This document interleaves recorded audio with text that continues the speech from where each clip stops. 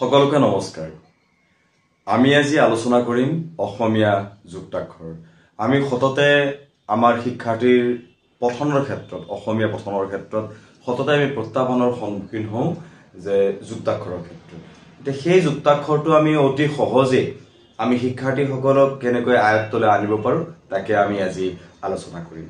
প্ৰথমে আমি চাওঁ যে একাধিক ধ্বনি যেতিয়া সংযুক্ত হয় তেতিয়া কি হয়। এতিয়া ধ্বনি বুলি কওঁতে কিছুমান স্বৰধ্বনি থাকে আৰু কিছুমান ব্যঞ্জন ধ্বনি থাকে। অসমীয়া ভাষাত স্বৰধ্বনি কি আমি সকলোৱে জানো, আৰু ব্যঞ্জন ধ্বনি কি আমি সেয়া হয়তো সকলোৱে জানো। এতিয়া আমি চাওঁ যে একাধিক ধ্বনি যেতিয়া লগ লাগে তেতিয়া কি হয়। উদাহৰণস্বৰূপে আমি যদি ল আৰু ব, ইয়াতে লটো দুটা ধ্বনি আছে, অল আৰু অ, ল, আৰু ইয়াতে অব আৰু অ, ব, অৰ্থাৎ দুটা ধ্বনি আছে, অব অব।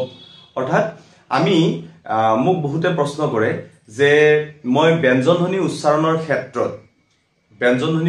ক্ষেত্ৰত মই অটো আগলৈ আনি অকণমান উজ্জ্বল কৰি দিওঁ কিয়। যেনে অব, অবটো মই চিধাকৈ এনেকৈ অব বুলি কৈছো, তেতিয়া অব ব বুলি কওঁতে আমি অটো পিছফালে নকৈ আগফালে কৈছো। অৰ্থাৎ আমি ধ্বনিটো আৱিষ্কাৰ কৰিবৰ কাৰণে আমি যদি ব্যঞ্জন ধ্বনি এটা, যি সেইকাৰণে ব্যঞ্জন হৈছে যে স্বতন্ত্ৰভাৱে তাক উচ্চাৰণ কৰিব নোৱাৰি, তাক স্বৰৰ সহায় ল'বই লাগিব। এতিয়া আমি ব বুলি কওঁতে বটোৰ পিছফালে এটা অ আহি গৈছে।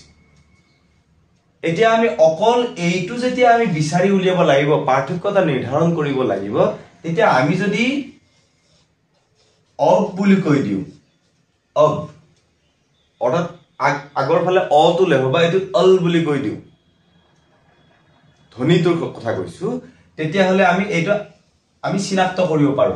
আমাৰ বোধত আহিব যে এইটো ধ্বনিকহে এইটোহে ব্যঞ্জন ধ্বনি, এইটো অব্যঞ্জন ধ্বনি। এতিয়া আমি আলোচনালৈ আহো। যদি আমাৰ ধ্বনি থাকে অল অ অব অ, অৰ্থাৎ ইয়াতে এটা অ আছে আৰু ইয়াৰ পিছতো এটা অ আছে, অৰ্থাৎ এইটো কি হ'ব, কি বুলি মাতিব লাগিব, ল ব, বটোৰ পিছতো অ ক'ব লাগিব। যদি ইয়াতে আমি অটো নকওঁ তেতিয়াহ'লে কি হ'ব, লব। মই যে কৈছো অব লব, দুয়োটাৰ মাজত অ এটা আছে। আৰু ইয়াতে অ এটা উচ্চাৰণ কৰি অধ্বনি এটা ৰাখি আমি যদি অটো ইফালে লৈ আহো তেতিয়াহ'লে এইটো কি হৈ যাব, যুক্তাক্ষৰ হৈ যাব। এইখিনি কথা আমাৰ শিক্ষকসকলৰ কাৰণে, যিসকলে শিকাব। এতিয়া আমি শিশুসকলক ক'ব পাৰো, যদি যুক্তাক্ষৰ থাকে অৰ্থাৎ ল আৰু ব যদি লগ লাগিছে, যুক্ত অক্ষৰ হৈছে, দুয়োটা লগ লাগি, আমি পিছৰ আলোচনাত এই অক্ষৰ কিয় বুলিছে, বৰ্ণ কাক বুলিছে বা আখৰ কাক বুলিছে আমি সেইখিনিলৈ আহিম, কিন্তু এতিয়া আমি যুক্তাক্ষৰলৈ যাওঁ। যদি ল আৰু ব এই দুটা ধ্বনি লগ লাগিছে, অৰ্থাৎ অল আৰু ব এই দুটা ধ্বনি যদি লগ লাগিছে, তেতিয়া আমি শিশুক ক'ব পাৰো যে ইয়াতে এটা ব্ৰেক লগাই দিবা, ব্ৰেক এডাল মাৰি দিবা, অৰ্থাৎ অল ব। যেতিয়া আমি অল ব কৈ দিওঁ এইটোৱে হৈ যায় যুক্তাক্ষৰ।